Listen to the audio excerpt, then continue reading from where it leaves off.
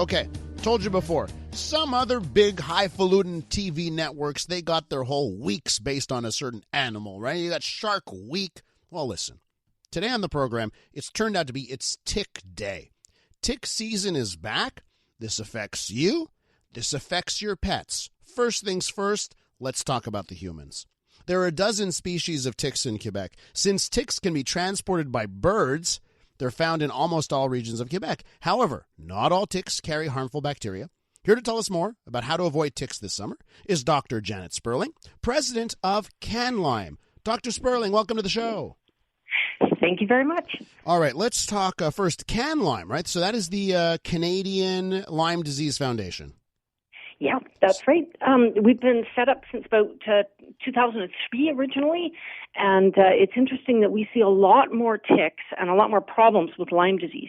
Well, and that's it. Like, you know, when my freak out mode gets enabled over ticks, it all has to do with Lyme disease, right? You know, and I'm telling you, if I ever travel and I'm in like tall grass, I go in for a hike, boy, am I freaked out, right? But of course, you know, right. but of course, no, yeah. I totally agree. Lyme disease is certainly the most common of the diseases, but there's a number of other things that you might need to worry about too. And so that would be anaplasma, and that would be found in Quebec quite commonly too, like not super common, but don't limit yourself just to Lyme disease. Yeah. So if you're going to freak out, the nicest thing about the tick is these are not like mosquitoes. So if the tick is walking on you, you don't have to worry about disease transmission. Uh-huh. It's only if the tick manages to attach to you. And fortunately, the ticks do spend a certain amount of time kind of walking around looking for a really good place to attach. Mm-hmm. And you know, this week in Quebec, warm weather, right? So people are going to be outdoors. When does the danger zone part of the year start in a country like Canada when it comes to ticks? Is this a year-round thing, or is it really more when the weather gets warm?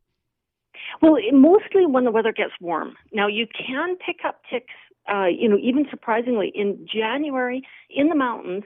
I was sent a tick. Like, go figure, it's minus 30 out there. So it's really surprising how this can happen. But the largest risk would be starting about now. And part of that is that's when we're outside and we're going to interact with the ticks. But in the winter, you know, we're wearing long sleeves and things like that. Now we're putting on our shorts and our T-shirts and, heading outside. So we're much more likely to have that tick attached to us. Yeah, and of course, right, warm weather, we want to wear shorts. We want to be comfortable, short sleeves. And, of course, that gives us the opportunity for the tick to end up on you. So let's talk about prevention here. What's the best advice you have for Canadians on avoiding being bitten by a tick? Sure. Well, the most important thing, and you've already taken that step, and that is to know that you might run into a tick. So awareness is huge. And if you know sort of where to expect the tick, which would be out when you're hiking, not so much on a freshly mowed lawn. That would be much less, like if the grass is short. Mm-hmm. So if you have kids and they're out playing soccer, I wouldn't really worry about the middle of that soccer field. But I really would worry about the edges of the soccer field. So you learn that if you're going to be going into that kind of a place, you might want to wear like longer sleeves. So if you can wear cotton and it's like colored, then you and your friends can kind of keep an eye on each other and say, oh, wow, hey, I just saw a tick. And it's walking on your leg and you can take it off. So it's one of these things that you can mostly just have a very high alertness, and then you would know that you would be running into a tick. We are with Dr. Janet Sperling, president of CanLyme. We're talking about the return of tick season. So let's get into the next step here, slightly further down on the higher up on the worst case scenario chain. If you do get bitten. So what do you do if you discover the tick made contact and bit you? Right. So the first thing you do is that because you knew you were going out into tick country, you carried with you a tiny pair of tweezers. And you can get this as a tick kit. You can get it as any number of tick removal tools. So the moment you see that tick attached, you say, right, I'm going to get it off really quickly. So there is an amount of time, and we can argue about exactly how long this is, but there is an amount of time for the tick to actually transmit the disease. So if you can get it off in the first 15 minutes, you have a very, very low risk of actually getting any kind of, even the viruses would take about 15 minutes to actually transmit. So you try to take the tick off as quick as you can, and then I would say carry a little Ziploc baggie or something like that. There you can keep that tick.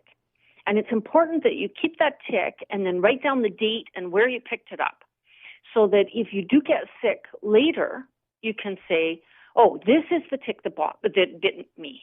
So your doctor will look. The first thing is what type of tick, because different types of ticks carry different types of diseases. And then you would say, okay, if this tick was the black-legged tick, and if I was bitten in Quebec, I would expect about 1 in 5 of these ticks to be carrying Lyme disease. Wow. So that's pretty high, actually. Yeah. Like, I would be really pretty nervous about that tick. So I would go to the doctor and I'd say, okay, what's going on? If there's any kind of a rash, then this is kind of an expanding rash. It doesn't necessarily look like a bullseye. It can just be a red expanding rash. I would say, okay, I want to be treated for Lyme disease because this sure looks like it's probably Lyme disease. And if we can get treatment early, then it's not such a big deal. If you wait until later, it can become a really big deal, and treating late Lyme disease is really complicated. Yeah, that's right. If it's not caught early, it gets more and more complex. I want to ask you, Dr. Sperling, just about with Lyme disease in particular. I have a note here from a listener saying, and they're at the MUHC, the big hospital center here in Montreal, that they're doing a vaccine study on a Lyme disease vaccine. So what's the latest progress on Lyme disease treatment options, vaccine options? Right. Well, there was a vaccine a long time ago, and again, we can argue about why it was removed, but now they're looking at a far better vaccine. So I do have hope that in the future, we're going to have a better vaccine. But for now, that's kind of a complicated problem because we don't even know exactly what type of Lyme disease we have here in Canada. So supposing I am vaccinated, and I'm hoping that this new vaccine will cover a whole lot of types of Lyme disease. But supposing I'm vaccinated and I still end up getting Lyme disease, we already know that it's hard to get the diagnosis. So this is going to make it one step more complicated. So we're going to have to rely on the fact that it is a clinical diagnosis, and everybody's going to have to recognize that even if you get a vaccine, you can still get the disease. We know no vaccine's 100%. Yeah. So we're just trying to say it's a really good tool in the toolbox, but it's certainly not the only tool in the toolbox. Even when we have a vaccine, we're going to have to be very careful not to let the tick bite us. And then, like I said, we have to remember that the tick is carrying more than Lyme disease. So if we have a vaccine for Lyme disease, now we have to start thinking, well, yeah, but what if the tick was actually carrying anaplasma? Yeah. And there's more, right? Other than Lyme disease and anaplasma, there's even more. Indeed. Wow. Okay. Well, listen. Yeah. I know off the top we touched on the biggest thing, right? Awareness, knowing that it's a possibility, and checking for ticks, and that is such a big key on this. Thanks for joining us this morning. I know we're out of time here, but I'm sure just putting that into the minds of listeners who may be going on a hike this weekend, very, very needed. Wonderful. Thank you very much. Dr. Janet Sperling is president of CanLyme.